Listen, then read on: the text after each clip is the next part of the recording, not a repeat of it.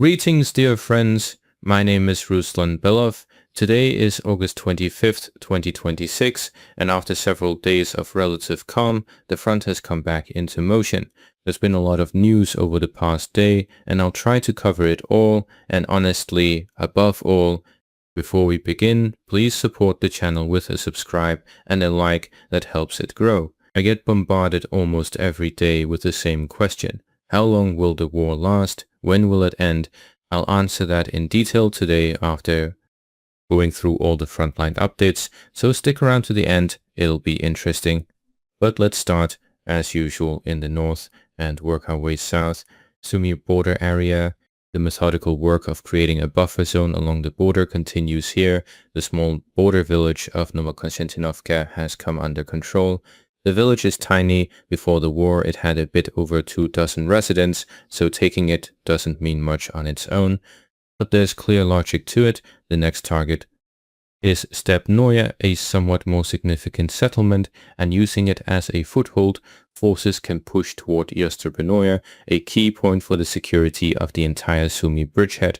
Last year, it was precisely from this flank that the armed forces of Ukraine delivered an unpleasant blow, so this time apparently they've decided not to repeat that mistake.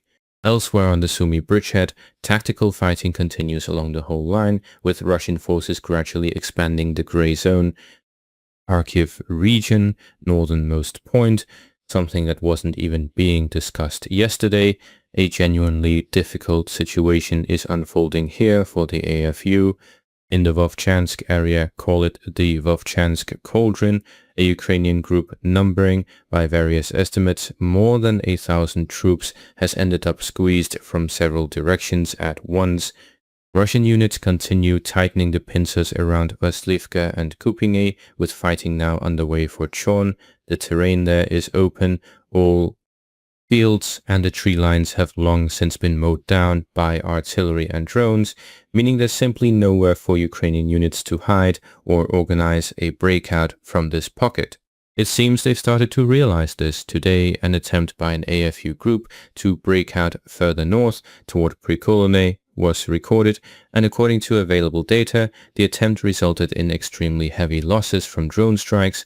This video confirming this. It's safe to say things are bad for the AFU here. Fresh reinforcements haven't managed to fix the situation. As a reminder, Colombian mercenaries were also deployed here, Kramatorsk direction. Troops of the south grouping took Fedorivka, though more important than the village itself are the heights north of it, running in two parallel rows. Without controlling them, holding the settlement would be impossible. Infiltration here took a long time, including from the direction of neighboring Markov, and now this stretch has finally been closed off entirely. The next target is Belokuzmenivka, but there again are heights, again AFU fortifications, dug in and reinforced with concrete, so rapid progress shouldn't be expected. Irushkivka direction. Russian units have entered Osikov, with most of the village now under control. South of the city, where there were hardly any settlements to begin with, just fields and tree belts, Russian forces continue infiltrating toward Reisky and have forced the Hruska river near Novokhoyorivka. According to underground data, about half the village is already occupied.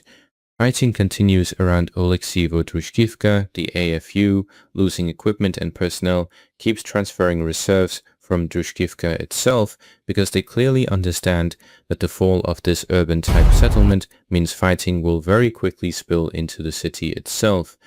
An important detail here, everything south of Oleksievo-Drushkivka and Drushkivka itself is now just fields and tree belts, and this is exactly the territory the Russian army is trying to seize now, gradually infiltrating through the tree lines straight into the city of Drushkivka. Dobropillya direction, probably the most eventful of all, making it the most important story of the day. Zaporizhzhia has returned to Russian control, the very settlement that was taken back during the Dobropillya breakthrough a year ago, then retaken by a Ukrainian counteroffensive. Now it seems that chapter is finally closing for good. Another settlement has come under Russian control, Avdiivka, Today's video of the fighting there was released by the Center Group of Forces, along with statistics: more than 1,200 personnel eliminated, more than 10 pieces of equipment, more than 25 artillery pieces, more than 40 vehicles, and 140 drones. Another important point: Avdiivka borders Dobropillya itself, meaning Russian forces are now already fighting for Dobropillya and Svetohirivka. Additionally, taking Avdiivka also means the supply route from Kramatorsk has been cut. At the same time, there's an advance into Zoloty Kolodias from the south, with fighting starting for neighboring Ruski nearby. In essence, Russian command is trying to cut off this entire pocket at its route and physically reach the Dobropillya-Kramatorsk highway, the slag heap, and the Belitska mine complex. One of the strongest AFU fortified areas in the whole sector has been completely cleared. For a long time it remained unclear whether individual groups might still be hiding there, but today came confirmation the territory is entirely clean. Now, the Zaporizhzhia direction, and here I have to be maximally honest because the situation is mixed. There are successes on both sides. Units of the East grouping earlier advanced to the Orikhiv-Novomykolaivka highway, taking Lybutsky and Novosolokina in order to cut off Orikhiv's supply. But according to incoming reports, the Ukrainian side carried out a series of counterattacks and pushed the assault groups back east out of these villages. Apparently the units had advanced too far ahead of the main forces, reported the villages taken, but didn't manage to consolidate control across a wide front. This is exactly why I always advise against judging real control by flag planting footage alone. What matters isn't a point on the map at a given moment, but whether the front line actually shifts further. Still, a foothold was secured. Elsewhere on this direction, Russia's Ministry of Defense officially announced the capture of Dolinka, and a footage of fighting for Chevonier appears soon. That will mean Dolinka is being held firmly. In Orikhiv itself, fighting is now underway in the southern outskirts from the direction of Malatukmashka and Novodaniivka, and judging by increasingly guarded reports from the ground, the contact line has shifted noticeably closer to the city center than shown on open source maps. At this rate, the city's fate will apparently be decided by this autumn. Summing up the day, several settlements across 3 different directions changed hands at once, and the count is again not in single units, but in tens of square kilometers. Not everything is one-sided. The Zaporizhzhia direction just showed that, but the dynamic of the past day clearly doesn't favor the AFU. Let's also go through other strikes on Ukraine. A missile strike on warehouses near Zhytomyr. The attack damaged 2 warehouses. The buildings were new, and construction materials are visible in the background of one photo.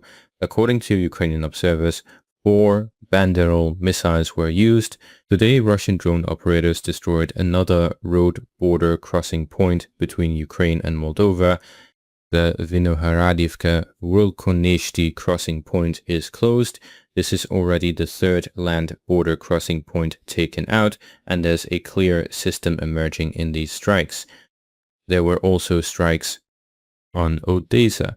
A logistics center in the village of Ilichivka, Odessa region, was hit by a Geran drone. In addition, the armed forces of the Russian Federation struck 2 vessels in the Black Sea. To reduce the ability to transport weapons and military equipment for the Ukrainian armed forces, strikes were carried out using Geran 4 Seeker drones on a tanker in the port of Yuzhny Odessa region and a cargo ship in the port of Odessa. The strikes caused fires on both vessels. Now, as promised, I'll answer the question: how long will the war last? When will it end? My view is this: until Ukraine loses the capacity for military resistance, there won't be any other stages, no freeze along the line of contact, no buffer zone arrangement. Talk of upcoming negotiations, visits by Witkoff and Kushner, a potential Trump-Putin meeting in China, all of that can at most be treated as informational noise. Reality doesn't change because of it, and the reality is that Ukraine still has some reserve of strength left, and it won't be fully exhausted in the foreseeable future, which means the war will continue. It will continue through the end of this year and very likely through all of next year as well. When we talk about prospects for peace, there's only one way out: territorial concessions by Ukraine and their recognition by the whole world, especially Europe and the US. Recognition is one of the key elements of ending a war, because if territory isn't recognized, that's not an ending, that's a freeze, which sooner or later will thaw again. And as for what Zelensky said about hundreds of Flamingo missiles flying over Russia, drone strikes on Ozan, you see where this is heading, right? Clearly not toward peace. So why all these populist declarations to the whole world that Ukraine is ready to sit down at the negotiating table? It's pure media performance. I don't even know who it's meant for. Actually, no, I do know who, but I won't say. I of course call for peace everywhere, and I'm against military action. That's all for today. Write your thoughts in the comments, subscribe to the channel. This was Ruslan Belov. Until next time.